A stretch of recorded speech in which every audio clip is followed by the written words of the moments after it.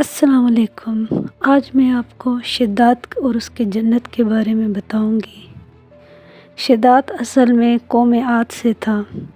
حقیقت یہ کہ عاد کے دو بیٹے تھے، ایک کا نام شدید اور دوسرے کا نام شداد تھا، اور یہ کہ دونوں ہفت اقلیم کے بادشاہ تھے، اور ان دونوں کا مسکن ملک شام تھا۔ شدید تو تقریباً 700 برس تک بادشاہی کر کے مر گیا۔ اس کے بعد شداد ملعون بادشاہ ہوا۔ اس نے تمام روئے زمین کو مسخر کیا، اور جہاں تک اس کی بادشاہت کا تعلق تھا اسی کا حکم چلتا تھا، اور شب روز اس کو حکومت ہی سے کام تھا، اور وہ اسی میں خوش رہتا تھا۔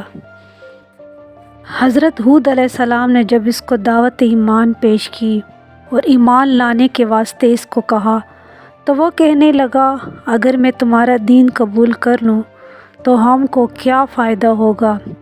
حضرت ہود علیہ السلام نے فرمایا، اللہ تعالیٰ تجھ کو اس کے عوض بہشت عنایت کرے گا اور ہمیشہ تجھ پر اپنا فضل و مہربانی فرمائے گا۔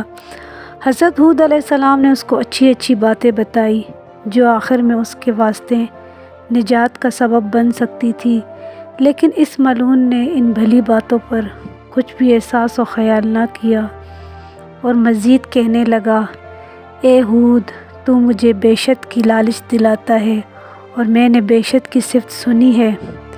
میں اسی دنیا میں اسی کی طرح کا جنت بناؤں گا اور دن رات عیش کروں گا، اور مجھے تیرے خدا کی بہشت کی کچھ حاجت نہیں۔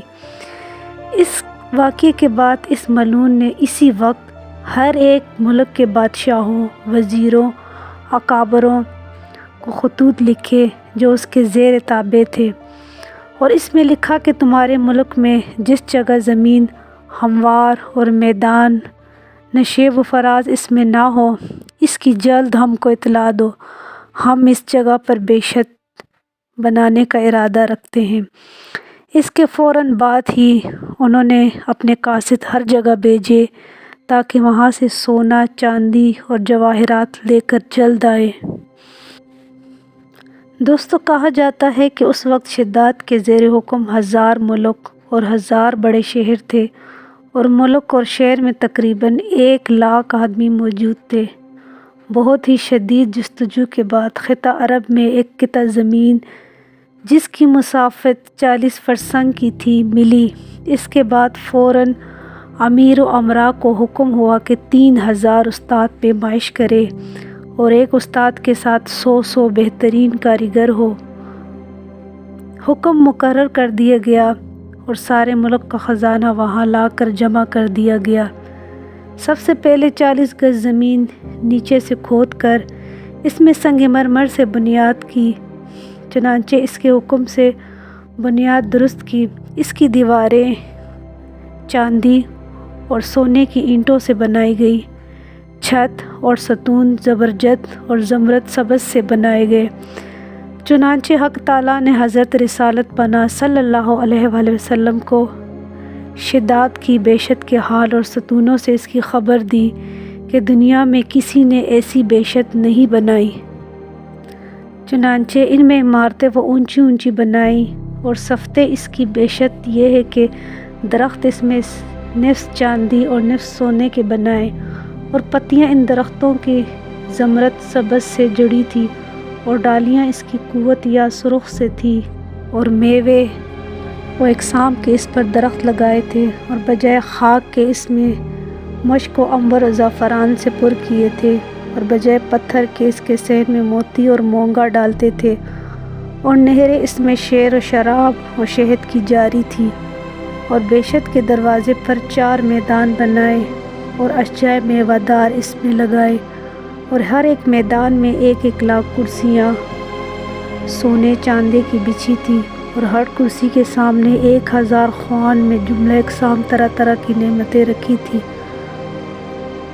ایک روز کمال خواہش سے 200 غلام ساتھ لے کر بہشت کو دیکھنے گیا۔ جب وہ بہشت کے نزدیک جا پہنچا، اس نے اپنے غلاموں کو چاروں میدانوں میں بھیجا، اور ایک غلام کو ساتھ لے کر جانا چاہا کہ بہشت میں جائیں۔ وہیں بہشت کے دروازے پر ایک شخص کو کھڑا دیکھا۔ اس نے پوچھا تو کون ہے؟ اس نے جواب دیا میں ملک الموت ہوں۔ شداد نے کہا یہاں کیوں آیا؟